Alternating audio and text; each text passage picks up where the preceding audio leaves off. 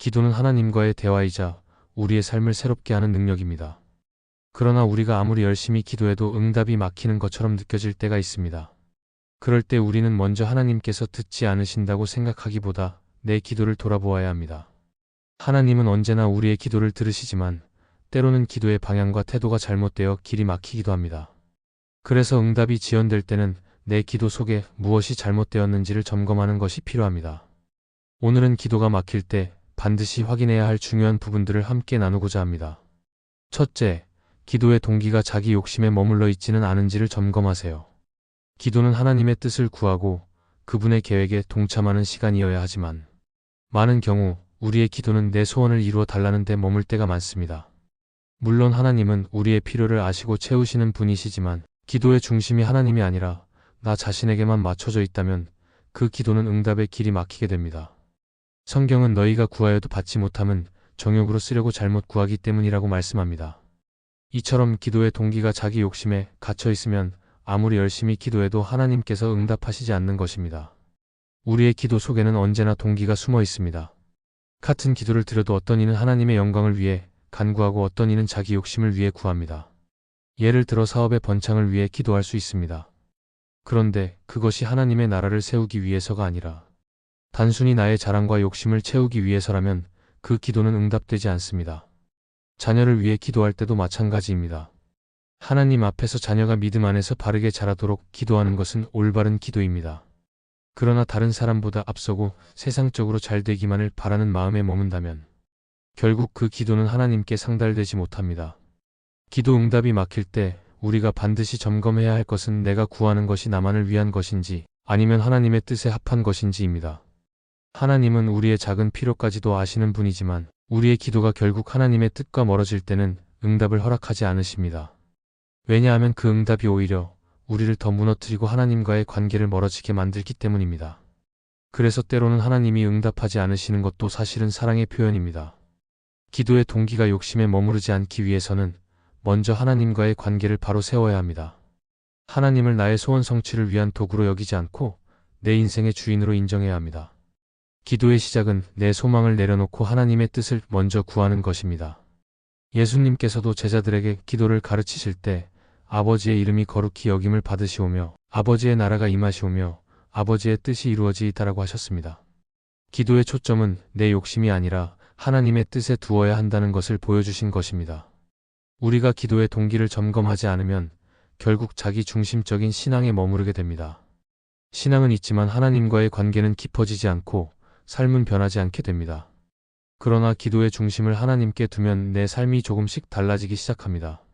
원하는 것을 얻지 못해도 감사할 수 있고 응답이 늦어도 기다릴 수 있으며 무엇보다도 내 마음이 하나님의 뜻에 맞추어지는 은혜를 경험하게 됩니다. 그러므로 기도가 응답되지 않는 것 같을 때 먼저 점검해야 할 것은 내 기도의 동기입니다. 욕심에 갇혀서 기도하고 있지는 않은지 하나님의 영광보다는 내 만족을 위해 기도하고 있지는 않은지 돌아봐야 합니다. 그 점검을 통해 기도의 방향이 바뀔 때 하나님께서는 우리의 기도를 기뻐 받으시고 가장 선한 길로 응답해 주실 것입니다. 둘째, 말씀에 순종하지 않고 있으면서 기도만 하고 있지는 않은지를 점검하세요. 기도가 응답되지 않는 중요한 이유 중 하나는 말씀에 순종하지 않으면서 기도만 열심히 하기 때문입니다. 하나님은 단순히 우리의 말만 들으시는 분이 아니라 우리의 삶과 마음을 보시는 분이십니다. 우리가 하나님의 말씀을 외면하면서 동시에 하나님께 간구한다면 그것은 모순된 태도입니다. 성경은 하나님께서 순종을 제사보다 기뻐하신다고 말씀하셨습니다. 제사는 겉으로 드러나는 행위지만 순종은 마음과 삶 전체를 요구합니다. 따라서 하나님께 순종하지 않으면서 드리는 기도는 응답을 가로막는 원인이 될 수밖에 없습니다. 구약 성경의 이스라엘 백성은 예배와 제사에는 열심히 있었습니다. 그러나 그들의 삶은 하나님의 말씀에서 멀어져 있었습니다. 입술로는 하나님을 높였지만 실제로는 우상을 따르고 불의와 죄악 속에 살았습니다. 하나님은 그런 예배와 기도를 받지 않으셨습니다. 오히려 너희의 많은 재물이 내게 무엇이 유익하냐 말씀하시며 삶의 순종이 없는 기도를 거부하셨습니다.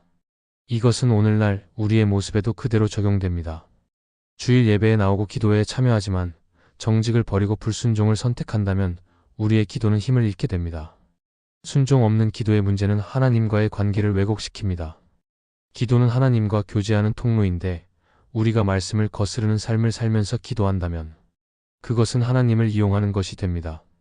결국 하나님을 주인으로 모시는 것이 아니라 내 문제 해결사 정도로만 여기게 되는 것입니다. 그러나 하나님은 우리의 마음과 삶 전체를 원하십니다. 기도의 응답은 말씀에 순종하는 자리에서 가장 분명하게 나타납니다. 순종과 기도는 떼어놓을 수 없는 한 쌍입니다. 말씀에 순종한다는 것은 단순히 큰 명령이나 특별한 사명을 감당하는 것만을 의미하지 않습니다. 오히려 일상의 작은 영역에서 순종하는 것이 더 중요합니다. 정직을 지키는 것, 작은 유혹 앞에서도 하나님을 선택하는 것, 가족과의 관계 속에서 말씀을 따라 행동하는 것, 직장에서 신앙의 기준을 버리지 않는 것이 바로 순종입니다. 이 작은 순종들이 쌓일 때 우리의 기도는 힘을 얻게 되고 하나님은 우리의 삶 전체를 기뻐하시며 응답을 허락하십니다. 또한 순종은 기도의 내용 자체도 바꾸어 놓습니다. 말씀에 순종하는 사람은 자기 욕심대로 구하지 않고 하나님의 뜻을 더 민감하게 구합니다. 말씀을 붙잡고 기도하기 때문에 기도는 더 분명해지고 하나님이 원하시는 방향으로 나아가게 됩니다. 그래서 순종하는 사람의 기도에는 능력이 있습니다. 순종 없는 기도는 공허한 외침에 머물 수 있지만 순종과 함께하는 기도는 하나님 마음에 합당하게 닿습니다. 성경 속 많은 인물들이 이 사실을 보여줍니다. 노아는 말씀에 순종하여 방주를 지었고 그 순종 속에서 구원의 응답을 경험했습니다. 아브라함은 말씀에 순종하여 고향을 떠났고 믿음의 조상이 되는 응답을 받았습니다. 반대로 요나는 하나님의 말씀에 불순종했을 때 아무리 기도해도 응답받지 못했습니다. 오히려 고통 속에서 말씀에 순종하기로 돌이킨 순간 그의 기도가 응답되었습니다.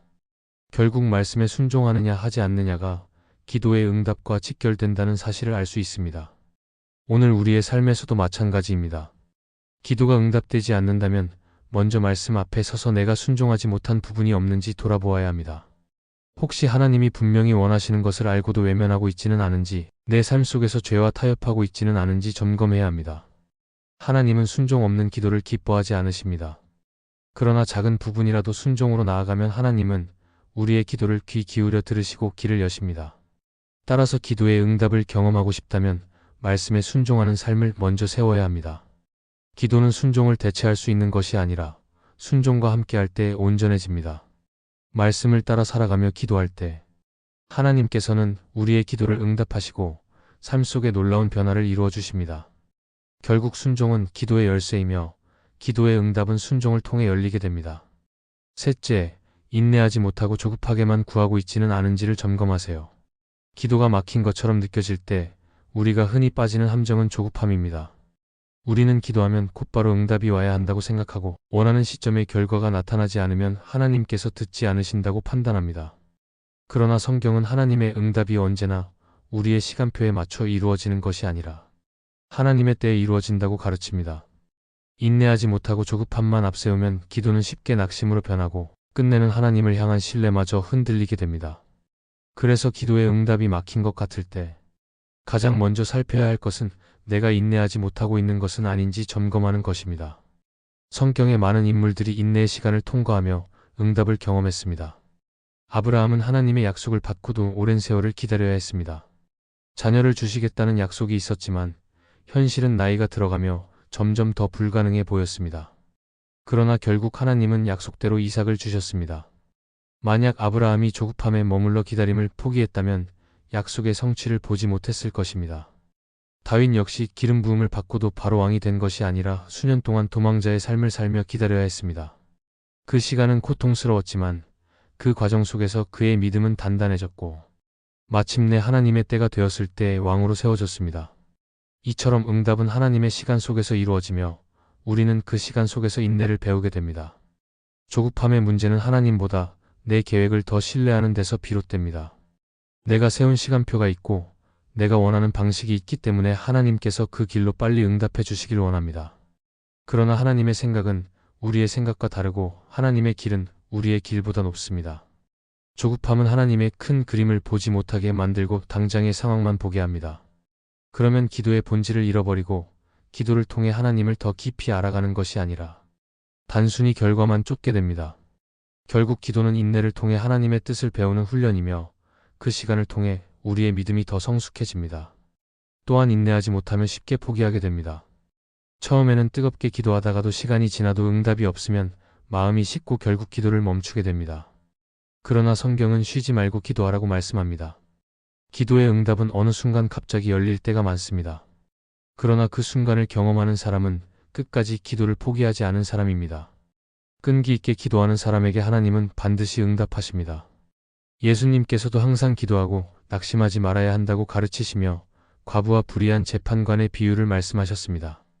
이 말씀은 인내로 기도하는 것이 얼마나 중요한지를 보여줍니다. 조급한 마음을 내려놓고 인내로 기도하는 훈련은 우리의 시선을 바꾸어 줍니다.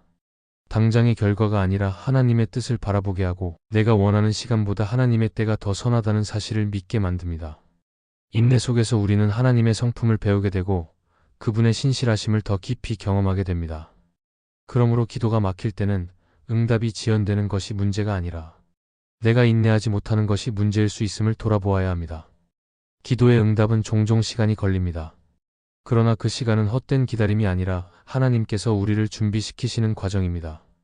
마치 농부가 씨를 뿌린 후 인내로 기다려야 열매를 거둘 수 있는 것처럼 기도도 뿌린 후에 하나님의 때를 기다려야 열매를 맺습니다.